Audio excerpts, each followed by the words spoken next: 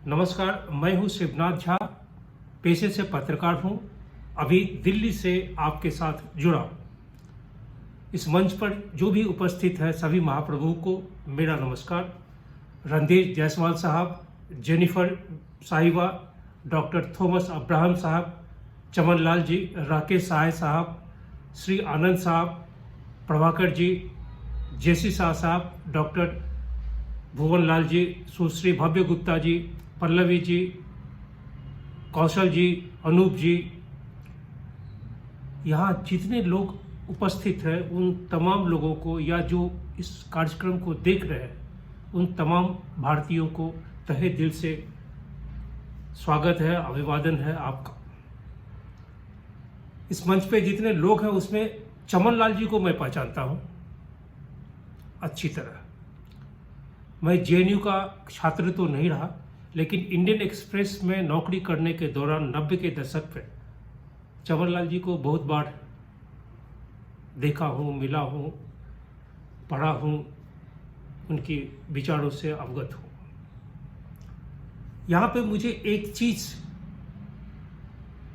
जब यह अंतर्राष्ट्रीय स्तर पर ये मंच मिला है मुझे बोलने के लिए, तो मैं एक सवाल सिर्फ पूछूंगा कि ये शहीद शब्द का इस्तेमाल कैसे हो रहा है।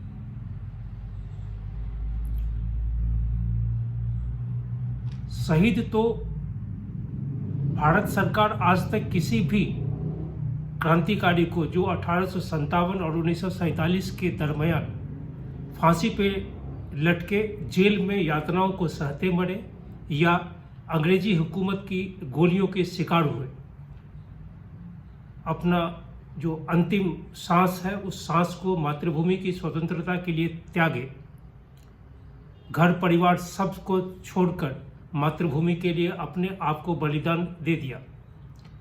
लेकिन इन 75 वर्षों में आज तक किसी भी क्रांतिकारी को शहीद शब्द से सरकार अलंकृत नहीं की है। यहाँ तक कि स्वतंत्रता के बाद भी आज भी इन विगत 75 वर्षों में भारत सरकार देश के सरहदों पे जो सैनिक मारे जाते हैं उन्हें शहीद नहीं कहती है। सरकारी दस्तावेज में उन्हें शहीद शब्द से अलंकृत नहीं किया गया। तो फिर 23 मार्च को शहीदी दिवस कैसे हो गया? भगत सिंह को तो शहीद आज तक नहीं मिला है, राजगुरु सुखदेव किन्हीं को शहीद शब्द से अलंकृत नहीं किया गया है। तो ये सिर्फ राजनीतिक बाजार में राजनीतिकरण के लिए शब्द का, शहीद शब्द का राजनीतिकरण होता है। मैं इसलिए बोल रहा हूँ कि मैं पिछले 18 साल से जिस कार्य में लगा हूँ, वैसे भारतवर्ष में पत्रकारों की सिर्फ आलोचना होती है, क्योंकि जब से विज्ञान में तकनीकी बढ़ा है, हर एक लोगों के हाथ में स्मार्टफोन आ गया है। भारतवर्ष में 100 से अधिक शहर स्मार्ट शहरों की गिनती में चली गई है। तो कागज पे तो सभी स्मार्ट हो गए हैं, लेकिन अंतःमन से जो हृदय से स्मार्टनेस होना चाहिए वो स्मार्टनेस नहीं है। ये बिल्कुल नहीं है, ये मैं दावे के साथ कह सकता हूँ।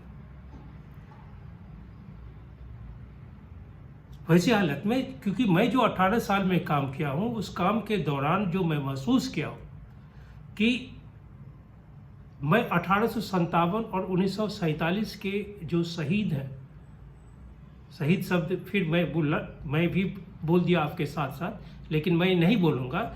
मैं सिर्फ ये बोलूँगा कि 1857 और 1947 के बीच जिन क्रांतिकारियों ने मातृभूमि की स्वतंत्रता के लिए विभिन्न रूप से, कोई फांसी पे लटके, कोई गोली से मरे, कोई जेल में मरे, यातना सहते, उन तमाम के जो आज के वंशज हैं, आज के जो उनके परिवार हैं, उनको ढूंढ रहा हूँ। पहली, दूसरी, तीसरी, चौथी, पांचवी, छठी पीढ़ी तक चली गई है। इनको ढूंढने के क्रम में जो मैं महसूस किया कि स्मार्टफोन पे खटाक से 26 जनवरी हो, 15 अगस्त हो या किसी का बलिदान दिवस हो, गूगल महाराज के आंगन से फोटो निकालेंगे और खटाक से सोशल मीडिया पे नमन श्रद्धांजलि देके राष्ट्रभक्त की श्रेणी में अपने आप को रख लेंगे। ये कैसे हो सकता है? हम ऐसे राष्ट्रभक्त कैसे हो सकते हैं? कहता है जो लोग हैं, जो विद्वान हैं, विदुषीगण हैं, वो लोग कहते हैं कि जो व्यक्ति अपने राष्ट्र के लिए अपने प्राणों की आहुति देने वाले लोगों का, उन क्रांतिकारियों का हम सम्मान नहीं करते हैं, तो हम कागज़ पे 100 शहर, क्या आप कागज़ पे पूरे भारतवर्ष को स्मार्ट शहर में डाल दीजिए, उद्योग बढ़ जाएंगे, मॉल बन जाएंगे, लेकिन लोग स्मार्ट नहीं होंगे, ये तय है।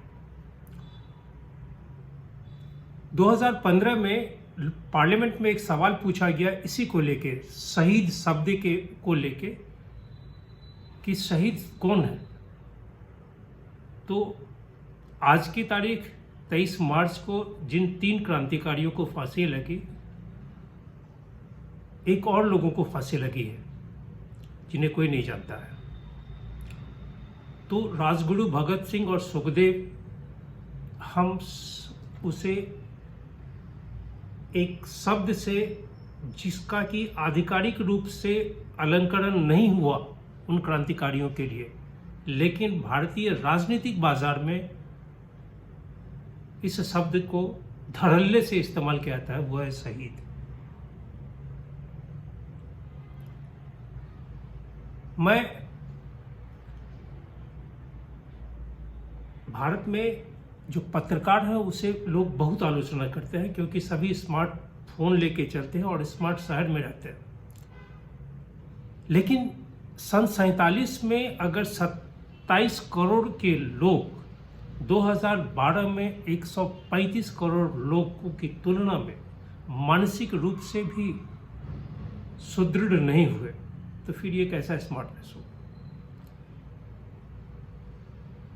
हर काम सरकार नहीं कर सकती है। मेरा मानना है, मेरा व्यक्तिगत मानना है कि सरकार जिसे नाम दे रहे हैं वो सरकार एक निर्जीव संस्था के रूप में, निर्जीव संस्था इसलिए बोल रहा हूँ कि एक भवन है, चाहे वो पार्लियामेंट हो, चाहे वो प्रधानमंत्री का कार्यालय हो, या किसी भी मंत्री संत्री अधिकारी जिनका भी कार्यालय है, वो कार्यालय एक ईंट पत्थर लोहा बालू सीमेंट से बन के तैयार है, वो निर्जीव है। अब सवाल यह है कि उस निर्जीव भवन के अंदर जो व्यक्ति बैठे हुए हैं वो कितने सजीव हैं। अगर वो सजीव है तो उन क्रांतिकारियों की भावनाओं को, उन क्रांतिकारियों के परिवारों को जरूर पहचानेंगे। लेकिन दुर्भाग्य ये है कि सारा काम पत्रकारों पे छोड़ देते हैं लोग, और सारा काम, अगर पत्रकार इसमें थोड़ा सा कुछ लिख दिया तो पूरे दिन उसको सोशल मीडिया पे उस पत्रकार भाई को गाली गलौज, आलोचना क्या नहीं सुनना पड़ेगा। और हर काम सरकार भी नहीं कर सकती है। आखिर सरकार में भी जो लोग गए हैं वो हमारे समाज के ही लोग हैं। 543 लोग भारतीय संसद में, या 250 लोग भारतीय के जो अपर हाउस है राज्यसभा में, जो भी लोग गए हैं वो इसी समाज से गए। तो हमारा समाज 135 लोगों का प्रतिनिधित्व पाकर जो लोग सरकार में बैठे हैं, या करीब भारत में तकरीबन 4121 एमएलए हैं, 426 एमएलसी हैं जो लेजिस्लेटिव काउंसिल के मेंबर होते हैं, 545 लोकसभा के सदस्य हैं और 245 राज्यसभा के सदस्य हैं। कुल 5335। ये 5335 लोग भारतवर्ष के सबसे काबिल, क्योंकि इनको जनता का प्रतिनिधित्व प्राप्त है, इसलिए सबसे ज़्यादा दक्ष स्वयं को पाते हैं, पाना भी चाहिए, क्योंकि ये जनप्रतिनिधि से चयनित है। अब सवाल ये है कि हमको अगर सरकार का नोटिफिकेशन हो कि ये काम करना है तभी हम वो काम करें, तो फिर तो हम मनुष्य योनि में पैदा ही बेकार हो।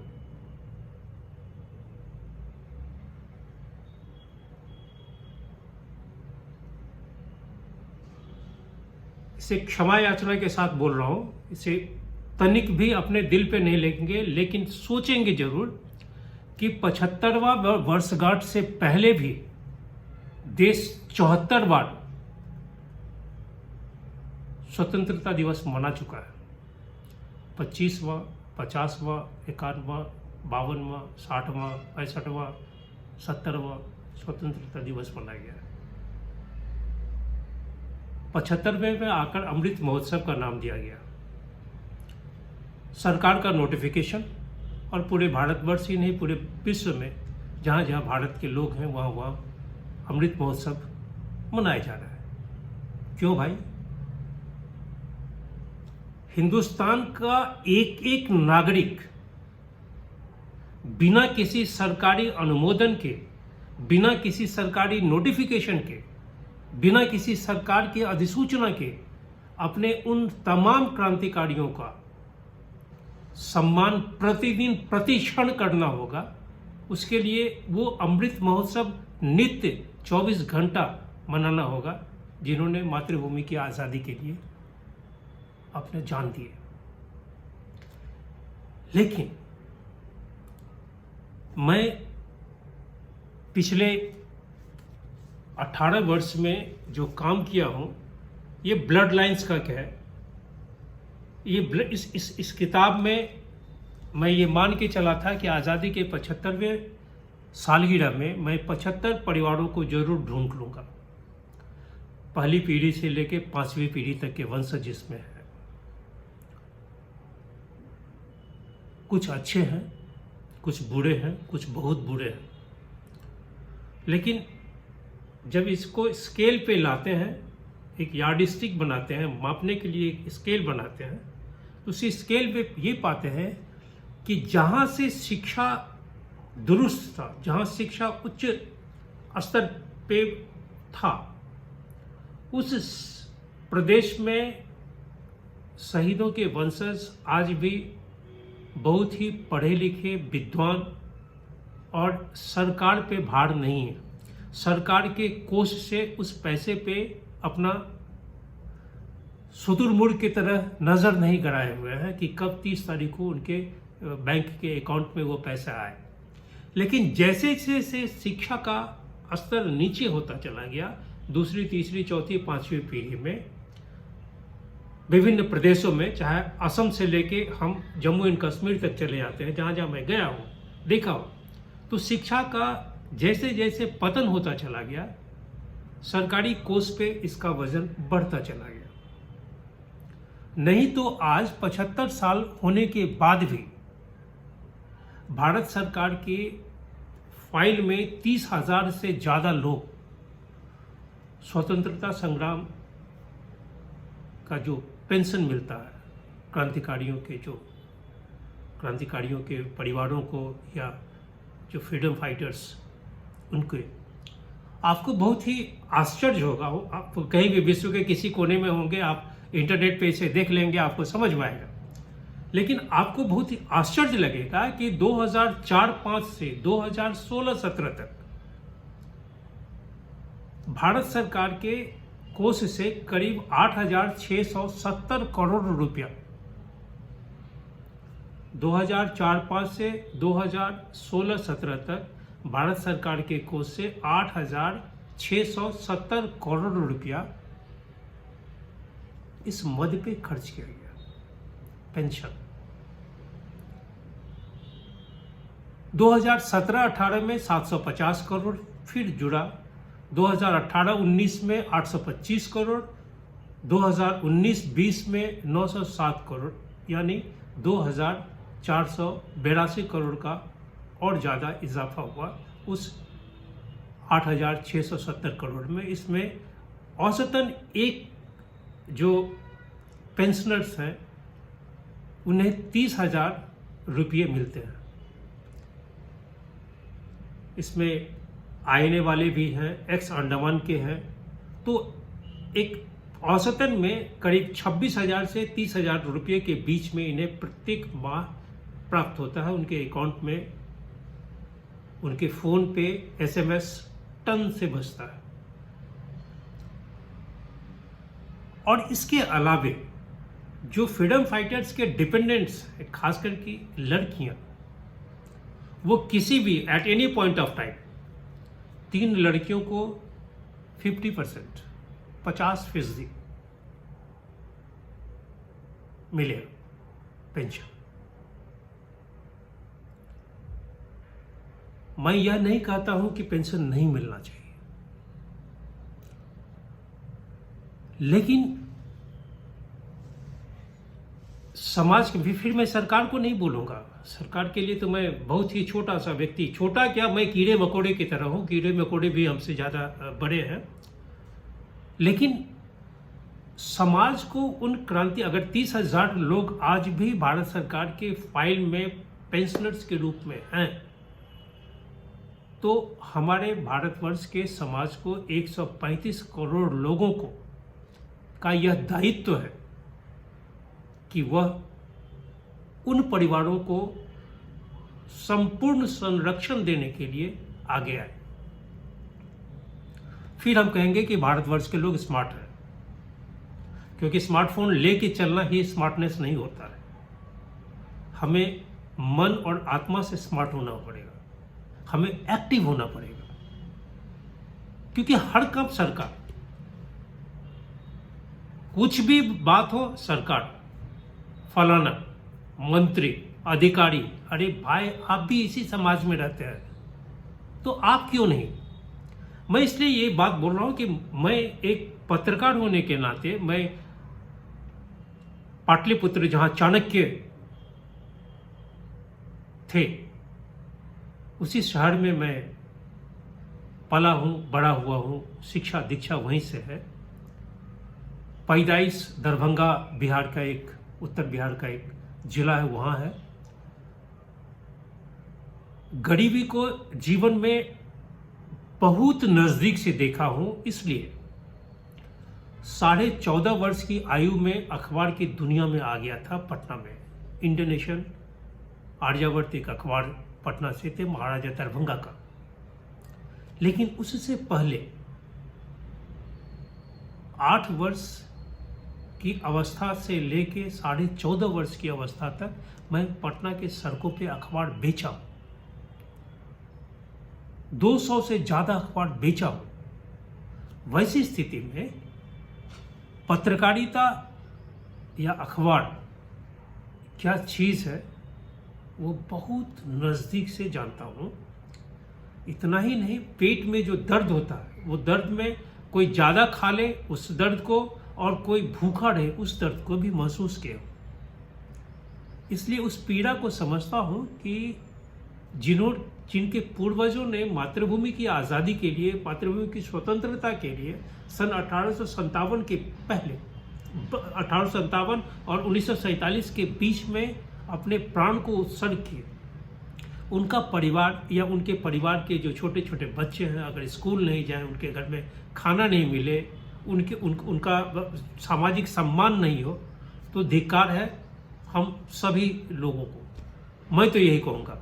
इसलिए मैं एक अलग तरह से पत्रकारिता की भी शुरुआत की कि मैं उन वंशजों को ढूंढूंगा।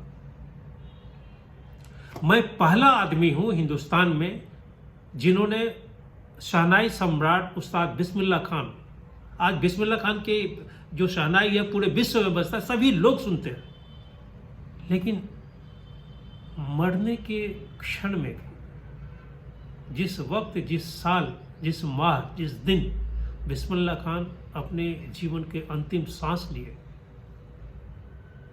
किसी ने नहीं पूछा।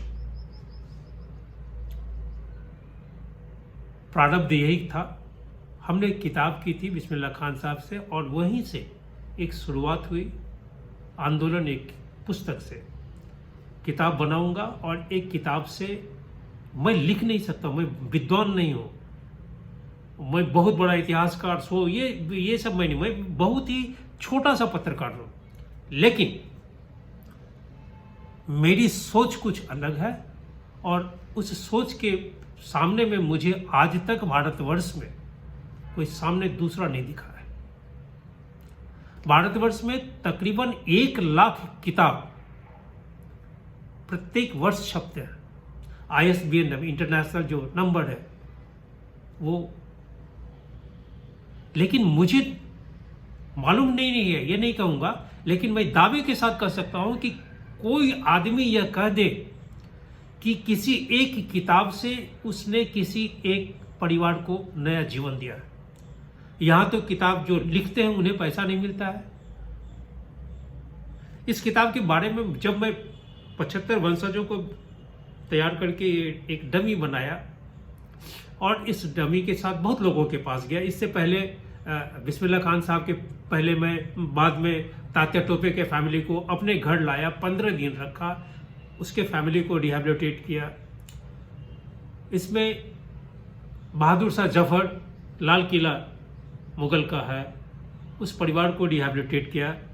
उधम सिंह के परिवार और परिजनों को, राम प्रसाद बिस्मिल, तमाम होने के बाद लोग एक सवाल पूछते हैं कि फलाने ने तो शादी नहीं की थी, तो उसके वंशज कैसे हो गए? फलाना तो अविवाहित था, उसका वंशज कैसे हो गया? तो एक सवाल यहाँ पे उठता है कि आज की तारीख में अगर किसी का परिवार में जो बड़े बुजुर्ग हैं उनके पास अफरात धन हो और उनका कोई संतान नहीं हो, तो उनके वंशज तो कोई नहीं होंगे, परंतु उनके दिवंगत होने के बाद उस धन पे चतुर्दिक मौसा मौसी, जीजा साली, फूफा फूफी, चाचा चाची, चतुर्दिक लोग टूट पड़ेंगे कि हमारा इस धन पे अधिकार है। तो भाई, जिसके पूर्वज ने इस देश की आज़ादी के लिए अपने प्राण को न्यौछावर कर दिया, तो उसके लोग अगर परिवार में, चाहे उसके चाचा के परिवार से हो या उसके मातृपक्ष में उसके मौसी के परिवार से हो, है तो खून वही। क्योंकि यहाँ तो अगर गांव का कोई एक आदमी सरकारी अधिकारी है, पुलिस बन गया, तो जीजा जी के, मौसी के, चाचा के, फूफा के, बुआ के, भाई के, इस तरह से रिश्ते को निकाल के ध्वंस जमाता है। मैं नहीं कहूँगा, मैं सिर्फ इतना ही कि मैं अगर एक मनुष्य योनि में जन्म लिया हूँ, एक ऐसे पेशा को चुना हूँ जिसका कि मुझे अपनी नज़र में बहुत सम्मान है, समाज में उस पेशा का बहुत सम्मान है, पत्रकारिता, तो हम अपने बूते से, अपनी सोच से क्यों न 10 परिवारों को एक जीवन दो। इस किताब को लेके मैं बहुत लोगों के पास गया, दिखाया डमी कि मैं ये काम कर रहा हूँ, आप इस काम में मेरी मदद करें। इस किताब को देखने के बाद, इस डमी को देखने के बाद सभी लोग कहते हैं कि आप मुझे दे दीजिए। ठीक है, मैं दे दिया आपको, आपका नाम भी रहेगा, हम लोग इसे छापेंगे, इससे बहुत पैसे मिलेंगे। हम बोले मैं जानता हूँ कि इससे बहुत पैसे मिलेंगे, मेरे पास पैसे नहीं हैं, इसलिए मैं आपके पास आया हूँ कि आप मदद करें। तो बहुत पैसे मिलेंगे तो क्या होगा? तो लोगों का जो कहना है वो स्मार्ट शहर के स्मार्ट लोगों की तरह नहीं है। शाह साहब 75 वर्ष आज़ादी के हो गए हैं, लोग भूल गए हैं। पैसे कमाइए, पैसे कमाने दीजिए, आपका भी नाम इसमें रहेगा, आपको भी शोहरत मिलेगा। सोचिए, मैं जानता हूं कि इस किताब से मैं करोड़ों रुपया कमा सकता हूं। अगर पूरे भारतवर्ष में 5000 किताब लोग खरीद लें तो मैं करोड़पति क्या 4-5 करोड़ का मालिक हो जाऊंगा। मुझे दर दर कहीं जाना नहीं होगा। मैं घर में बैठ के 10 परिवारों को, शहीदों के परिवार को जीवन पर्यंत पाल सकता हूँ, सुरक्षा दे सकता हूँ, आर्थिक रूप से, सामाजिक रूप से, शैक्षिक रूप से उनको चिकित्सा की सुविधा उपलब्ध करा सकता हूँ। इतने पैसे हो जाएंगे।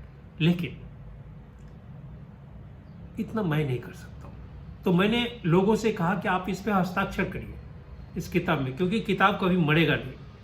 अगर मैं 5,000 किताब या 1,000 किताब भी छाप दिया तो किताब कभी मरेगा नहीं, और हम सभी मर जाएंगे, तो मरने के बाद भी आप लोग इस किताब में जीवित रहेंगे। भाई साहब, जितने भी लोग इस प्रोग्राम को सुन रहे हैं, मैं उन तमाम लोगों के लिए कर रहा हूं, आप इसको एकदम अपने हृदय पे हाथ रख के सोचिएगा।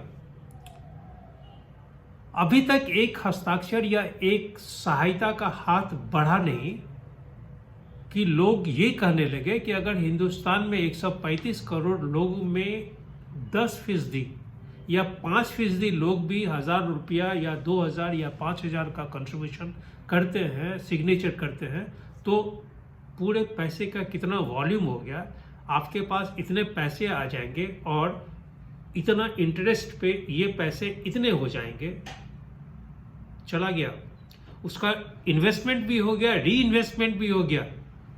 ये है लोगों की मानसिकता। लेकिन वही लोग, आप देखेंगे कि आज 23 तारीख है, आज सोशल मीडिया पे, ट्विटर पे, फेसबुक पे, जितने भी है, इंस्टाग्राम पे, सभी जगह भगत सिंह, राजगुरु, सुखदेव सभी की तस्वीर लगा के अपनी अपनी मुंडी उसमें डाल के कोलार्स बना के नमन और श्रद्धांजलि दे देंगे। अपनी अपनी सोच है, मैं इस सोच का नहीं हूं। इसलिए मैं जो काम कर रहा हूं उसमें मुझे बेहद संतुष्टि है।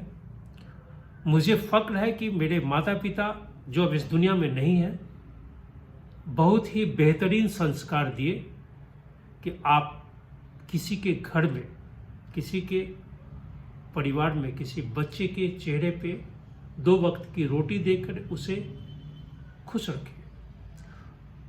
क्योंकि लोग कहते हैं, बाबूजी मेरे बहुत अच्छे तांत्रिक थे, इसलिए उन्होंने कहा था कि जीवन पर्यंत 2 की दुआएं हमेशा लेना, एक बच्ची का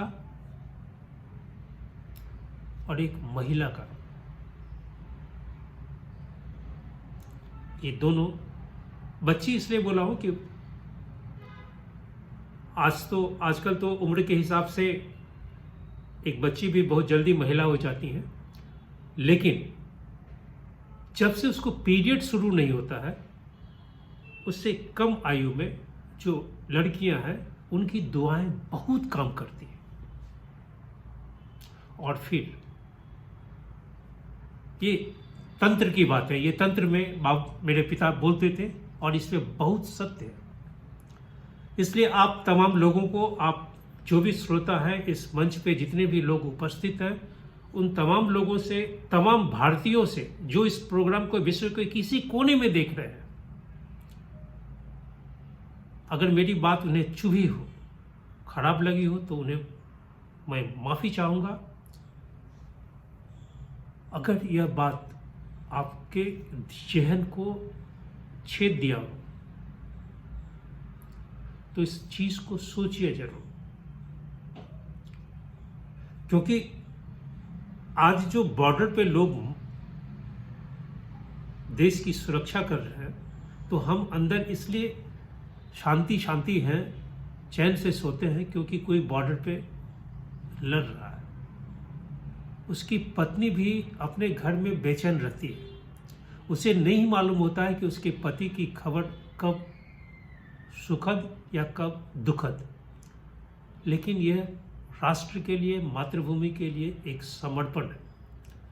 तो मेरा मानना है कि हम भारतवर्ष के जितने भी लोग हैं, चाहे जिस पद पे हो, अगर आप सक्षम हैं तो आप जरूर उन क्रांतिकारियों के परिवार के लिए अपना जो भी संभव हो आप मदद करें। मैं तो रविंद्रनाथ टैगोर का, मैं फॉलोअर नहीं बोलता, मैं फॉलोअर किसी का नहीं हूँ, लोग बोलते हैं फॉलोअर, नहीं नहीं, मैं किसी का फॉलोअर नहीं हूँ। फॉलोअर को हिंदी में बोलते हैं पीछे लग्गू, वो पीछे पीछे। मैं सिर्फ फॉलोअर था अपनी माँ का, माँ के आंचल को पकड़ के उसके पीछे पीछे चलता था। वही मेरी फॉलोअर थी, वही मेरी गुरु थी, वही मेरे पूरा ब्रह्मांड मेरा वही है, मेरे माता पिता। उसके बाद मैं किसी का फॉलोअर नहीं हूँ। मैं खुद हूँ, अपने मेहनत का फॉलोअर हूँ, अपनी सोच का फॉलोअर हूँ। और आज के दिन आज सभी लोग, आप लोगों ने मुझे सुना, मौका दिया। हमारे ऐसे तो भारतवर्ष में लाखों करोड़ों लोग हैं, लेकिन उसमें सहाय साहब ने मुझे मौका दिया। मैं सहाय साहब आपका बहुत ही आभारी हूँ। मुझे और कुछ नहीं बोल सकता हूँ, बस सिर्फ हमारा नमन स्वीकार करिए आप। नमस्कार।